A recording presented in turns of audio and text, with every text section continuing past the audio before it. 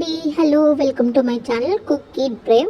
ఈరోజు నేను చూపించే రెసిపీ వచ్చి పల్లి పొడి అండి. శనక్కాయ పప్పులు ఉంటాయి కదా, వాటితో పొడి ఎలా చేసుకోవాలో చూపిస్తాను.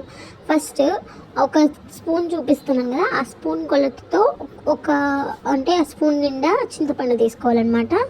తర్వాత ఒక టేబుల్ స్పూన్ జీలకర్ర తీసుకోవాలన్నమాట. మీకు పచ్చెనగపప్పు ఎక్కువ తింటే ఇష్టమైతే పచ్చెనగపప్పు మీరు ఒక 4 స్పూన్స్ వరకు తీసుకోండి. నేను 4 స్పూన్స్ తీసుకున్నాను అనమాట. కరివేపాకు ఒక 1.5 స్పూన్ లేదా 2 స్పూన్స్ తీసుకోండి.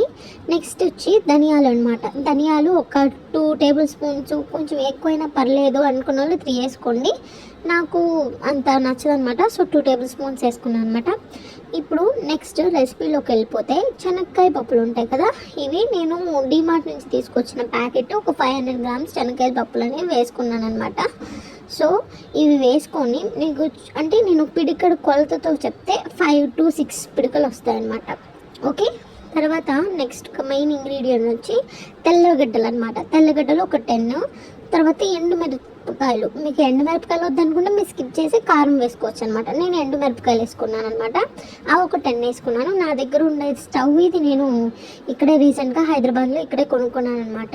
సో స్టవ్ ఆన్ చేసుకొని అందులో నేను ఈ మంట కూడా ఫ్లేమ్ కూడా చూపిస్తున్నాను చూడండి. లో టు మీడియం ఫ్లేమ్లో పెట్టుకొని వితౌట్ ఆయిల్తో వీటిని ఫ్రై చేసుకోవాలన్నమాట. అంటే కంప్లీట్గా కలుపుతూ ఉండాలి. అది ఎలా కలపాలి అంటే మీకు చిటపట అని సౌండ్ వస్తుంది అనమాట. సౌండ్ వచ్చిన తర్వాత ఒకటి సపరేట్గా తీసుకొని మీరు టేస్ట్ చూస్తే అది మీకు మెత్తగా అనిపించకపోతే మీరు తీసేయచ్చు అనమాట. సో అలా ఫ్రై చేసుకుంటూ కంటిన్యూగా స్టిర్ చేసుకుంటూ ఉండాలి. చూడండి, నాది నేను కలుపుతూ ఉన్నప్పుడు కొంచెం కొంచెం కలర్ చేంజ్ అవుతూ వచ్చిందనమాట. సో కంప్లీట్గా ఇలా బ్రౌనిష్ కలర్లో వచ్చిన తర్వాత మీరు వీటిని సపరేట్గా ఒక ప్లేట్లోకి తీసి పెట్టుకోవాలన్నమాట. చూడండి, నేను ఆపేసి దీన్ని సపరేట్గా ఒక ప్లేట్లోకి తీసి పెట్టాను. ఇంకా ఇది చల్లారిపోయే వరకు దీన్ని పక్కన పెట్టేసి మీరు అదే కడాయిలో ఒక 2 టేబుల్ స్పూన్స్ ఆఫ్ ఆయిల్ వేసుకొని మీరు ఏవైతే నాకు ఒక బౌల్ నిండా తీసి పెట్టుకుంటాం కదా, అవి ఆ బౌల్లోకి వేసుకొని కంటిన్యూగా ఎటు పక్కగా మాడిపోకుండా స్టిర్ చేస్తూ ఉండాలన్నమాట.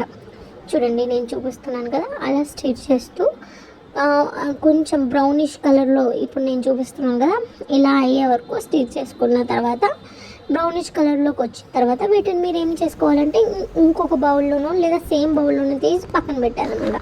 చూడండి, ఒక పక్క ఇవి చల్లారుతున్నాయి, ఒక పక్క అవి అనేది చల్లారుతుంది అనమాట. సో ఇప్పుడు నెక్స్ట్ మెయిన్ ప్రాసెస్ వచ్చి మిక్సీ గిన్నెలోకి వేసుకోవాలన్నమాట. మనం ఏవైతే ఎండుమిరపకాయలు వేసుకున్నామో వాటి పైన కాడలు తీసేసి 2గా ఎంచుకొని నేను ఫస్ట్ ఒక 7 వేసాను అనమాట. తర్వాత మనం టేస్ట్ తగినట్టు మిగిలిన కూడా వేసుకోవచ్చు. ఉప్పు నేను కల్లుప్పు తీసుకున్నాను అనమాట. కల్లుప్పు 1.5 స్పూన్, అంటే 1.5కి తక్కువ, చిన్న స్పూన్ అనమాట. చాలు, 1.5కి తక్కువ వేసుకున్నాను. నేను తీసుకున్న 7కి అది సరిపోతుంది అనిపించింది. మీకు కావాలంటే మీరు ఎక్కువ చేసుకోవచ్చు అనమాట. ఇలా నేను మిక్సీకి తిప్పుకొని ఎక్కువ మెత్తగా చేసుకోకుండా కొంచెం కచ్చా పచ్చగా నేను చూపిస్తున్నాను కదా, ఇలా అనేది మిక్స్ చేసుకోవాలన్నమాట. ఇలా చేసుకొని ఇవి సపరేట్గా అదొక పక్కన పెట్టుకొని ఇప్పుడు అదే మిక్సీ బౌల్లోకి పల్లీలు వేసుకోవాలన్నమాట. పల్లీలు వేసుకొని దాన్ని కూడా సాఫ్ట్గా పౌడర్లా చేసుకుంటే చూడండి ఇలా వస్తాయన్నమాట. వచ్చిన తర్వాత 2 మిక్స్ చేసుకున్నాక చూస్తే టేస్ట్ మాత్రం వేరే లెవెల్ ఉంటుంది. ఇది అన్నంలోకి కానీ ఇడ్లీలోకి కానీ ప్రతి దాంట్లోకి తినచ్చు.